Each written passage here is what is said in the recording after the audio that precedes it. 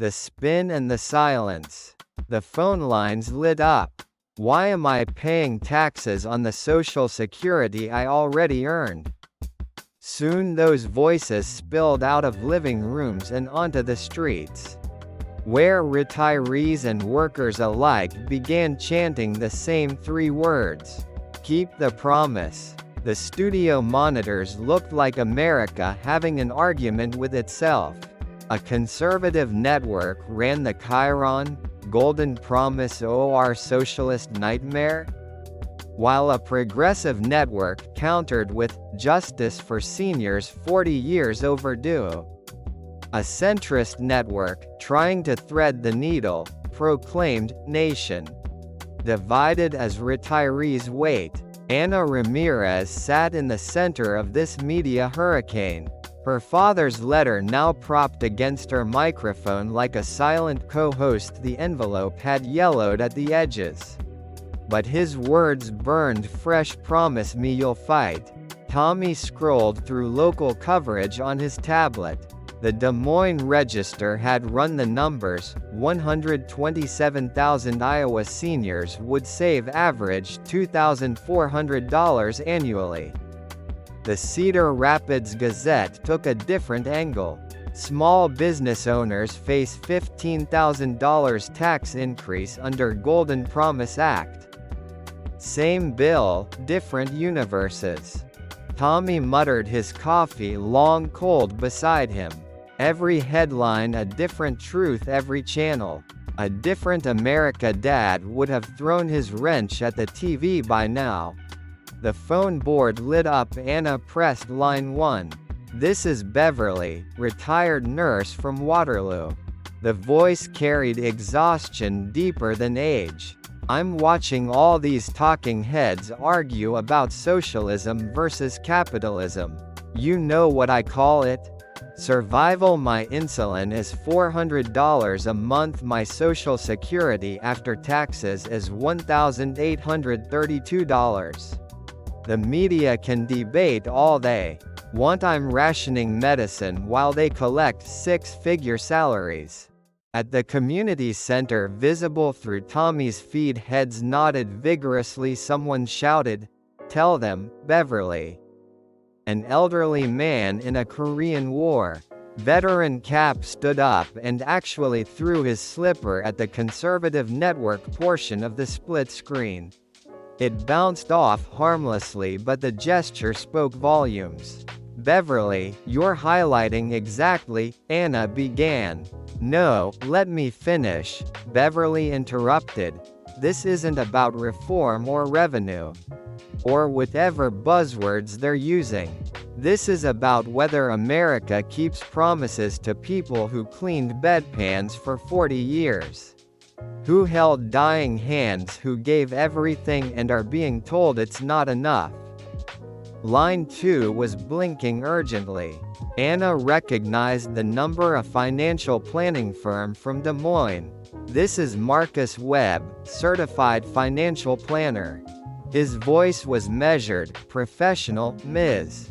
Ramirez, I appreciate the emotional appeals, but promises without solvency are false hope. The Social Security Trust Fund faces depletion by 2033.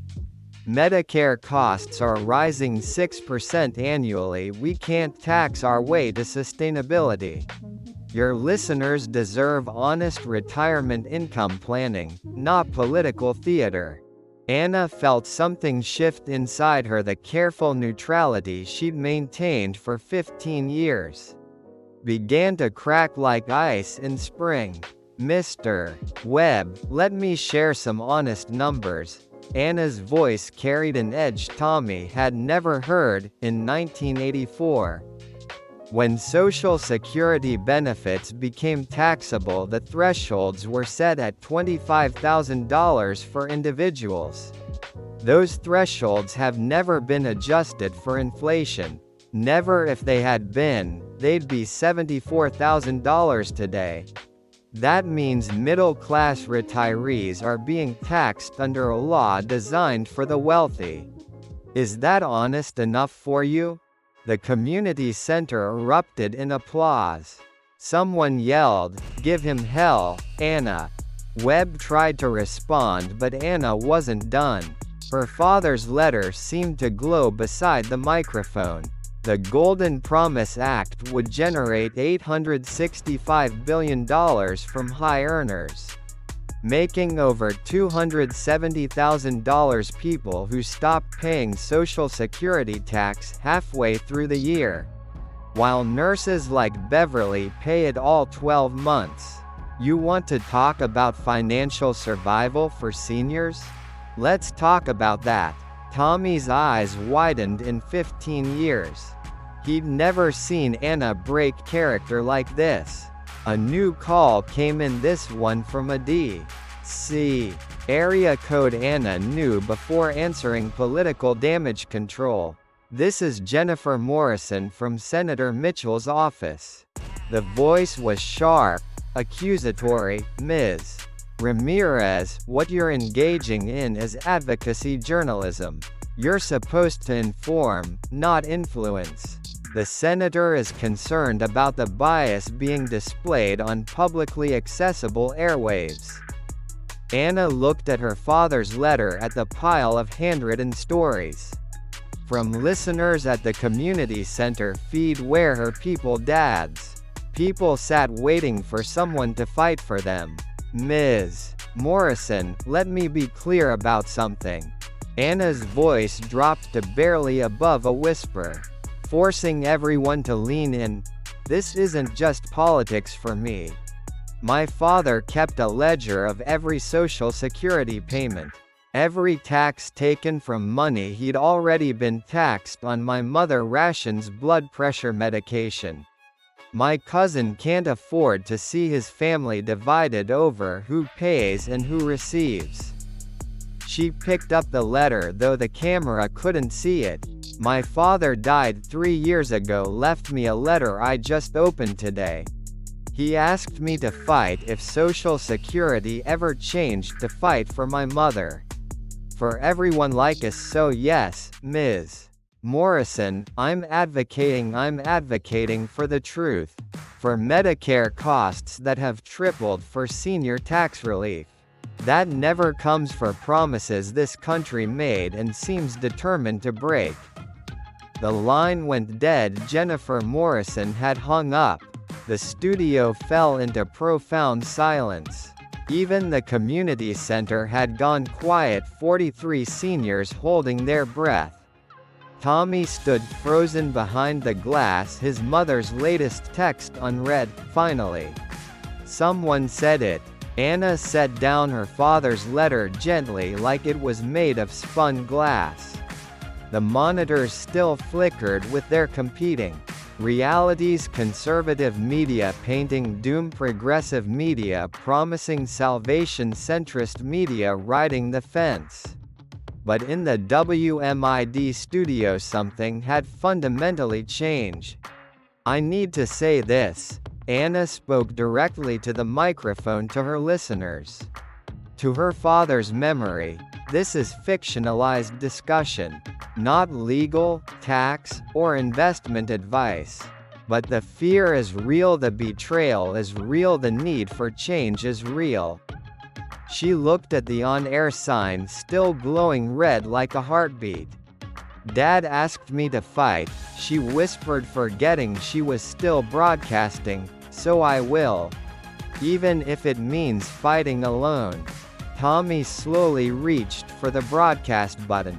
The on-air light clicked off. The studio fell into complete silence, not the absence of sound but the presence of something beginning. Anna sat in the quiet, surrounded by screens, still arguing, letters still waiting, a community still watching. Tomorrow, she realized, she wouldn't just be reporting the story of Social Security reform. She would become part of it. The letter had given her permission to stop pretending neutrality was the same as truth. In the community center, someone started clapping, then another. Then all 43, their applause echoing through Tommy's feed like rain after a long drought. Anna picked up her father's letter one more time, folded it carefully and placed it in her shirt pocket right above her heart where promises live. The rallying voices. The Des Moines Community Center smelled like every church, basement and Union Hall in America. Burnt coffee, vanilla extract cookies and determination. Fluorescent lights flickered overhead, casting harsh shadows on the crowd of 200 people who'd given up Thursday night football to be here. Handwritten signs wavered above gray heads. Hands off our Social Security, and dignity in retirement in shaky marker strokes. Anna Ramirez stood at the side door, her father's letter a physical weight in her shirt pocket. Tommy was beside her phone, glowing with notifications. "Anna," he whispered urgently, "your segment from yesterday? 2 million views. A national news outlet wants an interview. A major newspaper is calling it the moment journalism died or was reborn." 2 million people heard me break. 2 million people heard Dad's voice through mine. "Ladies and gentlemen," the community organizer Betty Chen, Tommy's aunt, spoke into a crackling microphone. "We invited Anna, expecting our local radio host. What we got was something more. Please welcome the woman who finally said what we've all been thinking." The applause hit Anna like a physical force. People stood before she'd taken a step, veterans in mesh caps, nurses in scrubs coming off shift, young parents with worry etched deep, all standing, clapping, some crying. Anna reached the podium, gripped its edges. The crowd settled slowly, expectantly.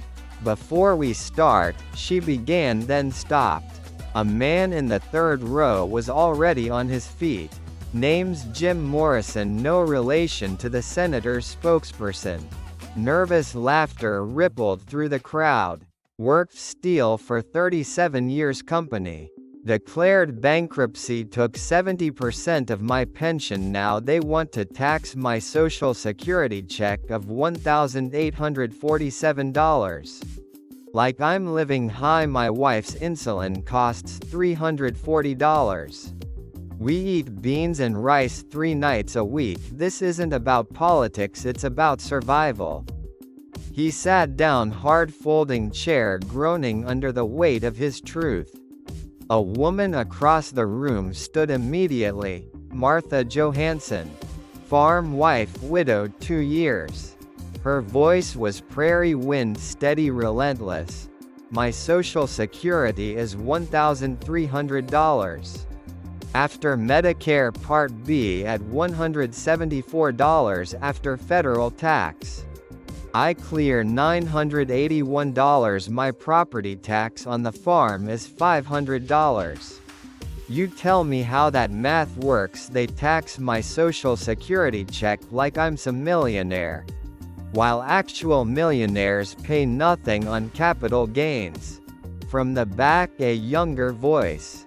"I'm Tyler, I'm 28, I do gig work, Uber, DoorDash, whatever pays." He looked uncomfortable among the seniors, but pushed forward. "Why should I believe Social Security will even exist for me? You all paid in believing the promise. Look where it got you. Maybe I should just stop paying altogether." The room erupted, not in anger at Tyler but in recognition. The intergenerational betrayal laid bare. Anna felt her prepared remarks dissolving the statistics she'd memorized, the 1984 thresholds, the $865 billion in high-earner revenue, the pension collapse affecting 10 million Americans. All seemed suddenly insufficient.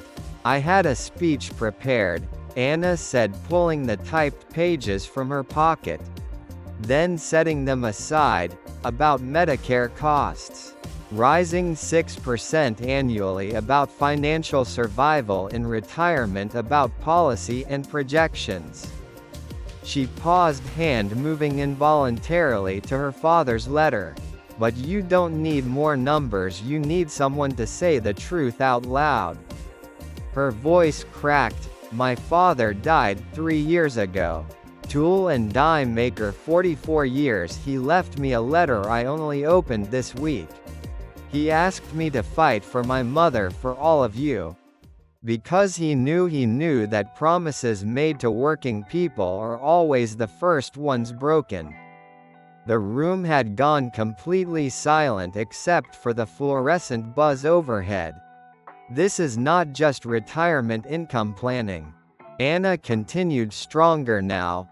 This is not just about senior tax relief or Social Security reform. This is about whether America believes in keeping promises, whether 40 years of labor means something. Whether dignity in old age is a right or a luxury. A local TV reporter, blonde hair, helmet perfect, stood up with her cameraman. Ms. Ramirez, are you declaring yourself an activist? Doesn't that compromise your journalistic neutrality? Anna looked at her young confidant. Probably still believed in objectivity as a shield rather than sometimes a surrender. Neutrality is not the same as truth, Anna said. Simply, if telling the truth about seniors choosing between medicine and food makes me an activist, then yes. If demanding that Social Security thresholds be adjusted for 40 years of inflation makes me an activist, then yes. If saying that taxing benefits people already paid taxes on as double dipping makes me an activist, then yes. The crowd roared before she could finish. The chant started in the back with the veterans. Keep the promise. Keep the promise. Tyler, the gig worker, joined in. Martha, the widow, Jim, the steelworker, Tommy's Aunt Betty, even the cameraman was mouthing the words. Keep the promise. Keep the promise. Anna stood at the podium watching this room full of Americans, different ages, different struggles, same betrayal, unite around 3 simple words. Her father would have been here, she knew, in his work boots and flannel ledger in his pocket, chanting alongside them. Tommy was suddenly at her elbow, phone extended. Anna, you need to see this. The text was from a 202 area code, Washington, D.C. Ms. Ramirez, Robert Grant's office requests your testimony at next week's Senate Finance Committee hearing on the Golden Promise Act. The senator believes your voice and your father's story need to be heard in the room where these decisions are made. The chanting continued around her, but Anna heard only her own heartbeat. And her father's words, promise me you'll fight. She gripped the letter in her pocket, its edges soft from handling the community center with its burnt coffee and flickering lights. Suddenly felt like a cathedral of democracy. These people, her people, had given her permission to be more than neutral. They demanded it. Dad, she whispered unheard under the chanting. I'm not just fighting on the air anymore. I'm walking into the room where promises are kept or broken. The chanting grew louder. Keep the promise. Keep the promise. Anna looked at Tommy, at Betty, at the room full of Americans who deserved better. She nodded once decision made. Next week, Washington. Next week, the fight goes national. Every scene here is fictional, but the message is real. Retirement with dignity should never be partisan. This isn't about tax codes or politics, it's about the promise that a lifetime of work should mean security, not fear.